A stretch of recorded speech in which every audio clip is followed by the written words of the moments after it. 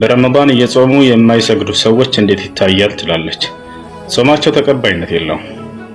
ሶላት የማይሰግድ ሰው አጠቃላይ የሚሰራው ስራ ሁሉ ተቀባይነት የለውም። ምክንያቱም ሶላትን አለመስገድ ኩፍር ነው፣ ክህደት ነው። ነቢያችን ሰለላሁ ዐለይሂ ወሰለም ሐዲስ ላይ ምን ብለዋል? العهد الذي بيننا وبينهم الصلاة فمن تركها فقد كفر አሉ። በእኛና በካህዲያኖች መካከል ያለችው ድንበር ሶላት ነች።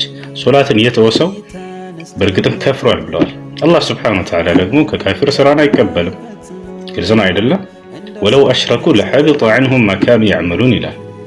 ሰዎች ቢያጋሩ፣ በእኔ ላይ ሌላን አማልክት ቢያጋሩ ወይንም ቢክዱ የሚሰሩት ስራ ሁሉ ተቀባይነት የለውም፣ ስራቸውን አብሰዋለሁ ብሏል። ግልጽ ነው አይደለ? ስለዚህ ኩፍር ላይ ያለ ሰው ፈጽሞ የሚሰራው ስራ ተቀባይነት የለውም። አይደለም ጾም፣ ሐጅም ቢያደርግ፣ ሰደቃም ቢያደርግ፣ ምንም ቢያደርግ ተቀባይነት የለውም። ሌላ ሐዲስ ላይ ነቢያችን ሰለላሁ ዐለይሂ ወሰለም ምን ብለዋል? በይነ ረጁል ወበይነ ሽርክ ወልኩፍር ተርኩ ሰላት አሉ። በአንድ ሰውና በክህደት መካከል ያለው ድንበር ሶላትን መተው ነው አሉ። ልክ ሶላትን ከተወ ቀጥታ ወደ ክህደት ይሄዳል። ስለዚህ የሚሰራው ስራ ተቀባይነት የለውም። ስለዚህ አስተውሉ ሙስሊም ወንድም እህቶች፣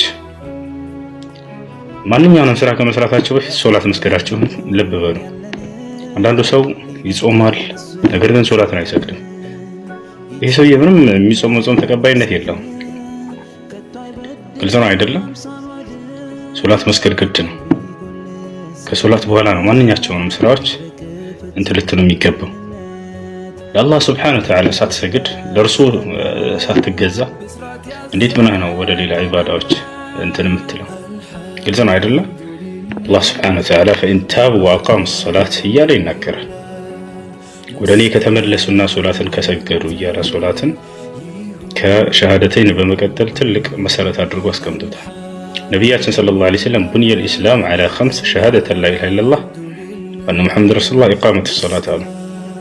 እስልምና በአምስት ዋና ዋና መሰረቶች የተገነባ ሃይማኖት ነው ካሉ በኋላ የመጀመሪያው ከአንድ አላህ በስተቀር በእውነት የሚመለክ አምላክ የለም ብሎ መመስከር፣ እንዲሁም ሙሐመድ የአላህ መልእክተኛ ናቸው ብሎ መመስከር፣ ሁለተኛው ሶላትን በአግባቡ ጠብቆ መስገድ ብለዋል። ግልጽ ነው አይደል? ስለዚህ ሶላትን ጠብቃችሁ ስገዱ። ኢነ ሶላተ ካነት ዐለል ሙእሚኒነ ኪታበን መውቁታ ይላል አላህ። ሶላት በአማኞች ላይ በጊዜ ገደብ ግዴታ የተደረገች የአምልኮ አይነት ነች ብሏል።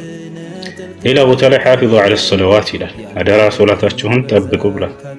ስለዚህ ሶላታችሁን ጠብቃችሁ ስገዱ። ሶላቱን የማይሰግድ ሰው ጾሙ ተቀባይነት የለውም።